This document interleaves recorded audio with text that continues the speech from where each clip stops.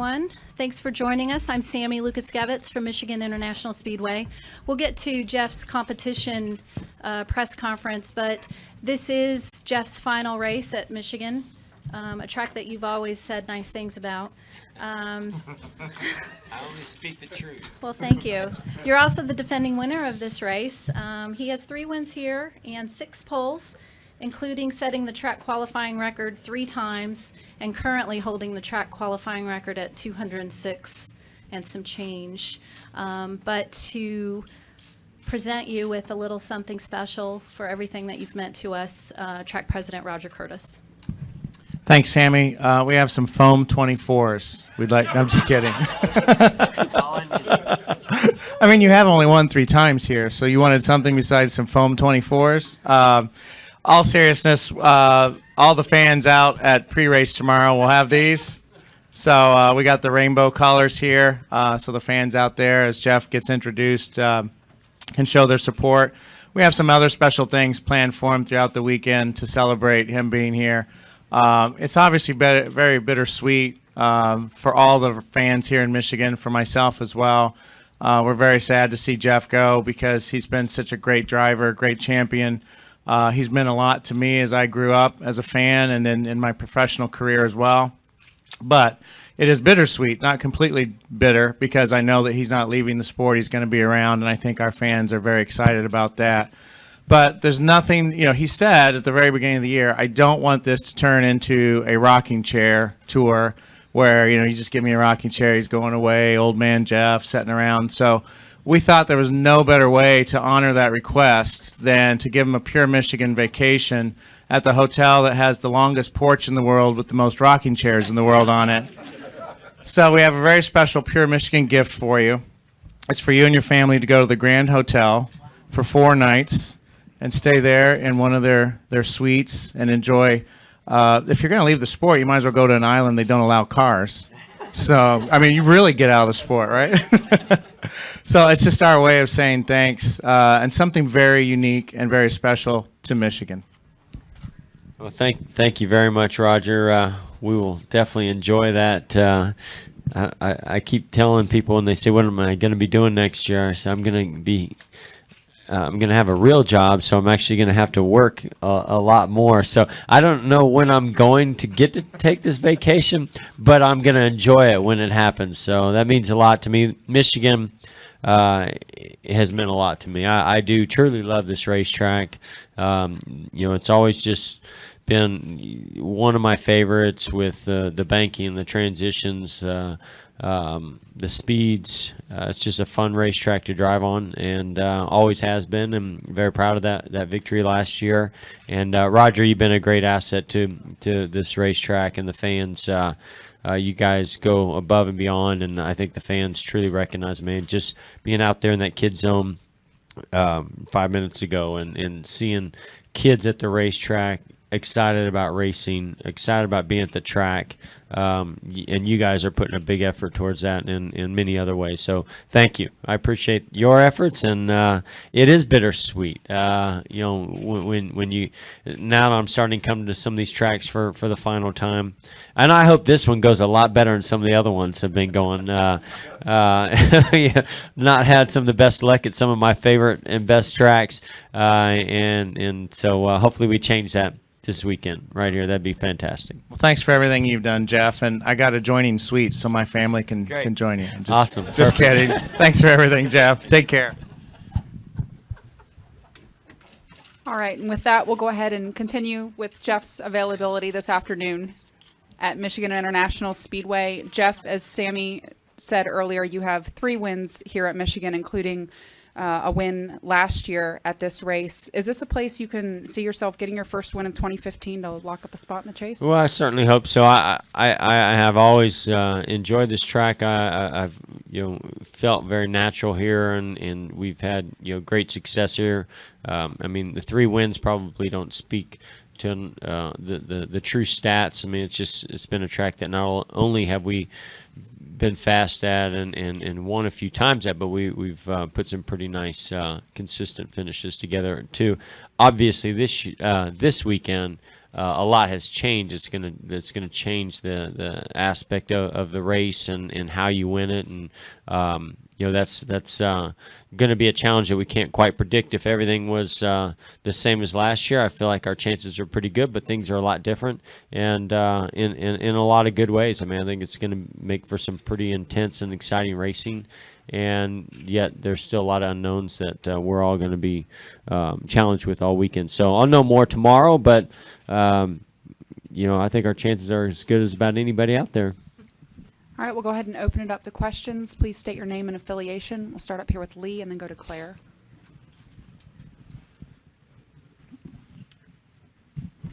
Lee Spencer, Motorsport.com. Can you describe the sensation of going 400 miles wide open, as it kind of looks like it's going to be out there, if practice is any indication?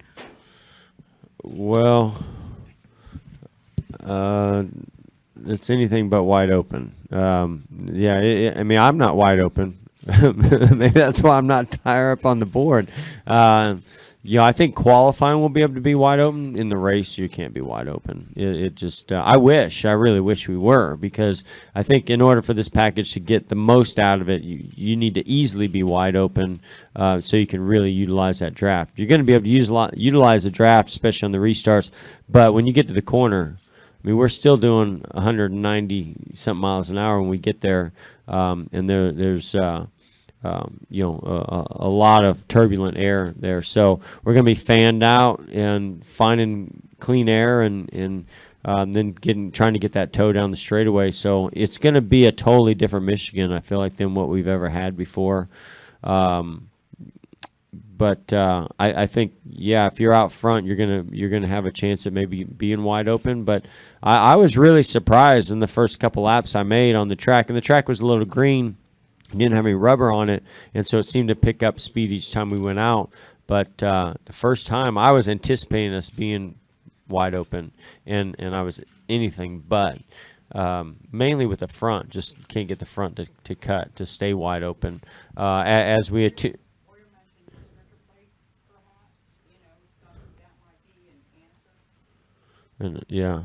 well, I don't like restrictor plates, so that's not my answer. But no, I think it's going to make for a very intense and interesting race. I love the fact that NASCAR is trying some things. The thing is, you hope that if you have a lot of drag, that you also have a lot of downforce, and because that rear fascia on the rear bumper, it's taking the downforce off the car, even though it's creating drag. So it's making the cars not stick quite as good as we'd like them to. I think if we can find a high drag package where you can run wide open really easily at a track like this, could be a solution. I don't, I leave those things up to aerodynamicists and engineers, because I'm not one of them. Claire Beelang, Sirius XM NASCAR Radio. We likely don't know, you're talking about the practice session, enough until we actually see you in the race itself, or do you think we didn't practice. Today was mainly single car runs. We were all just out there trying to make the car go as fast as we could by ourselves in clean air, get ready for qualifying today. Tomorrow we'll really do a lot more running around other cars, and we'll learn more about what the package is going to be like for the race. But we won't really truly know until they drop the green and we're 43 cars going into turn one. And some of the engine guys and team owners were talking about the overheating of the engines and, worried about that. Obviously, we're joking around with them. They were saying, well, the drivers would have to be kind of mindful of that, but would they really? No, but drivers don't really think about that a lot. They go out and go fast. Have you talked about that or thought about it? Well, you always have to manage, your equipment to make sure that you're giving the information back to the team.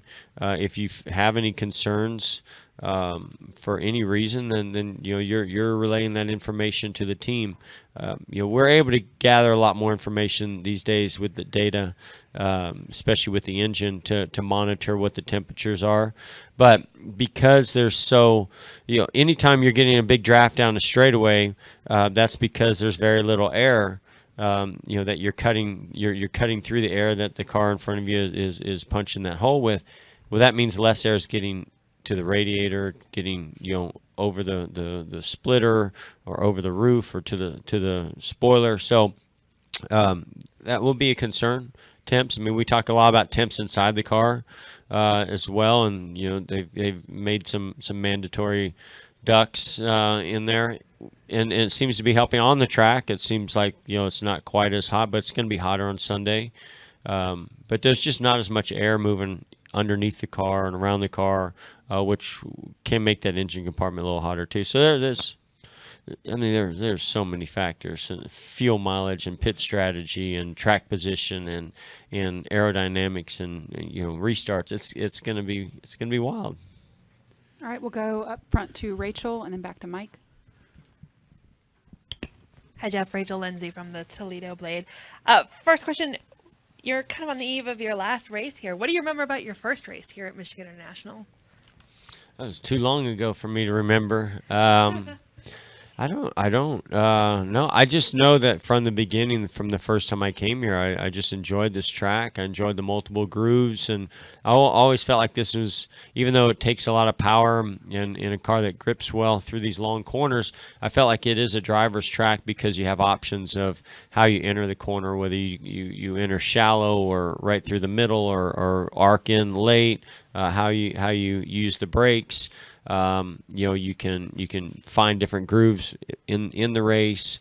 I mean, we used to run up against the wall, in 3 and 4, and when they repaved, it narrowed it back up, and then now it's widening back out. And I feel like that's one of the reasons why we were successful here last year, is because it started to get back to the Michigan that I started racing on. And just as a follow-up on that, you're kind of, the time's window's closing on this season. Have you felt the finality of it yet, or is that going to kind of wear off later on? Yeah, I really think Homestead's going to be the one where it kicks in for me. I mean, there was little moments, like being here and hearing what Roger's saying about, bittersweet, being my final race at Michigan or at a track, and I guess it doesn't sink in as much right now because I'm just so focused on thinking about the car and the track and the race and the setup and what my job is to do this weekend. I'm not really allowing myself to kind of go there. I think it'd be emotional if I won the race, knowing it would be my last time there. That I think that it would probably sink in at that moment. All right, we'll go to Mike, Jay, and then Matt. Yeah, Jeff, Mike at the Detroit Free Press. You've seen Roger, or maybe you haven't, dressed as Superman in the infield on a Saturday night. But I'm not usually hanging out partying with Roger on Saturday nights.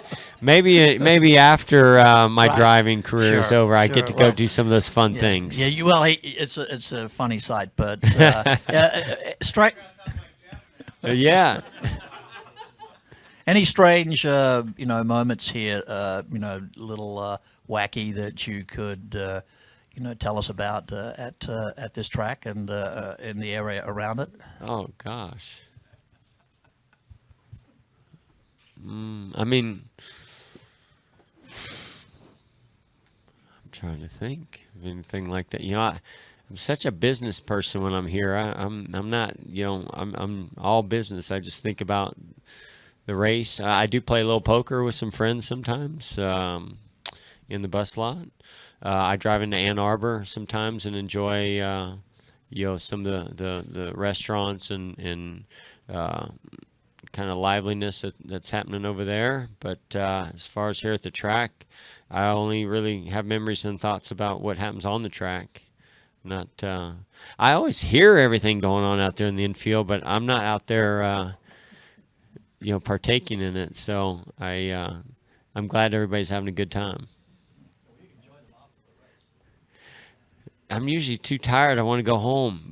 So I want to come back here when I have less responsibilities and just kind of be a fan. That's I get very envious hearing all the screaming and yelling and hooping and hollering and music going out there, and knowing that I'm in my bus fixing my own dinner and getting ready for bed.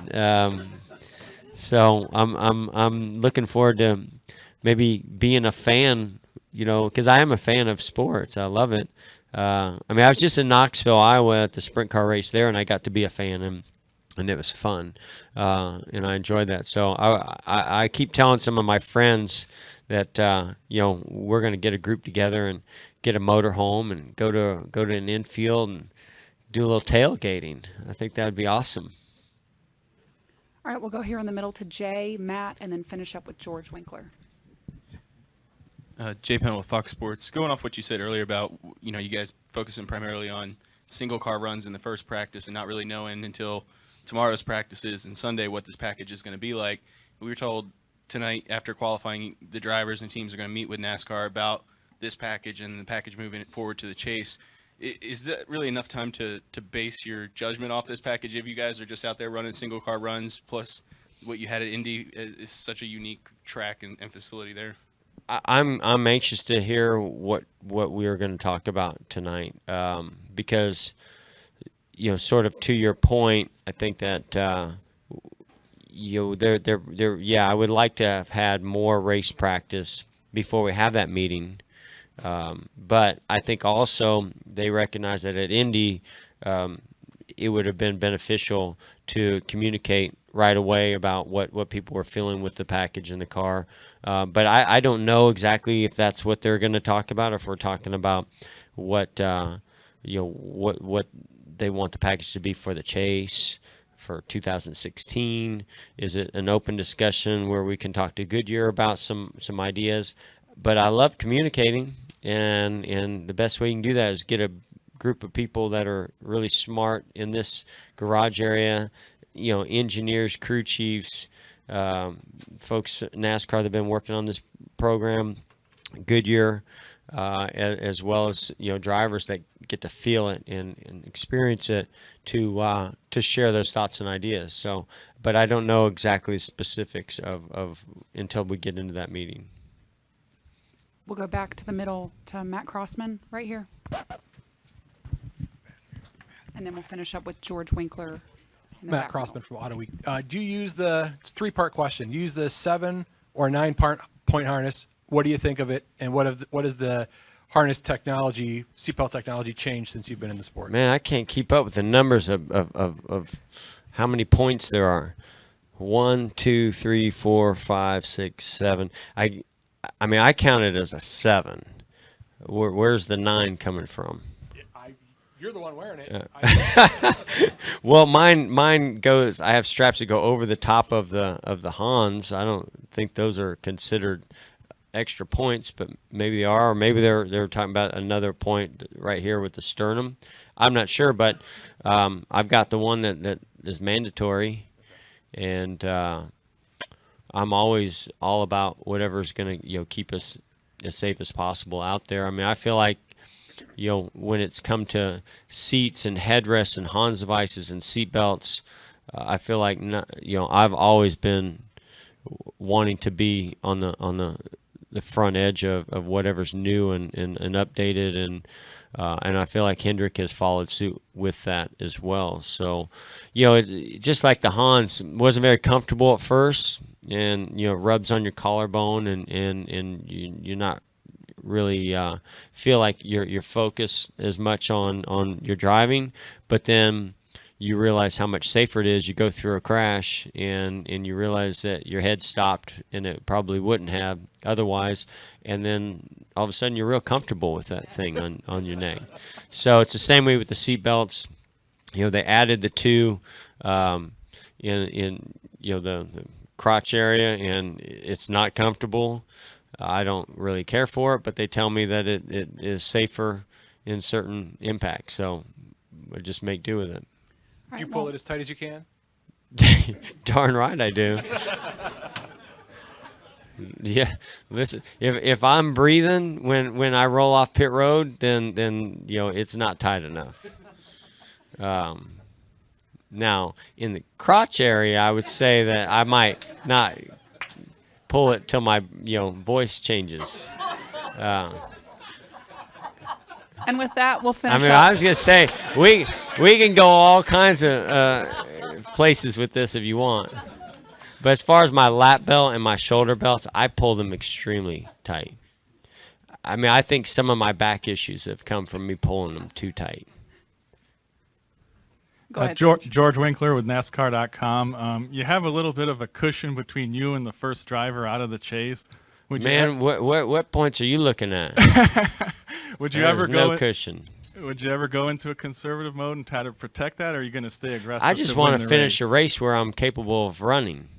What we can't do is have problems that we've had. You can't get caught up in a wreck like we did in Indy. You can't have a brake issue like we had last week. We just can't. We can't be finishing 30th and 40th. I mean, we gotta. It's not like we have to win. We want to win, and we're working hard to do that. But we know that top 10s are plenty good enough. But there are no guarantees in this sport, and even if you have a car that's capable of finishing the top 10, it doesn't mean you're necessarily going to finish there. So right now we're just trying to get some positive momentum and good things going for us.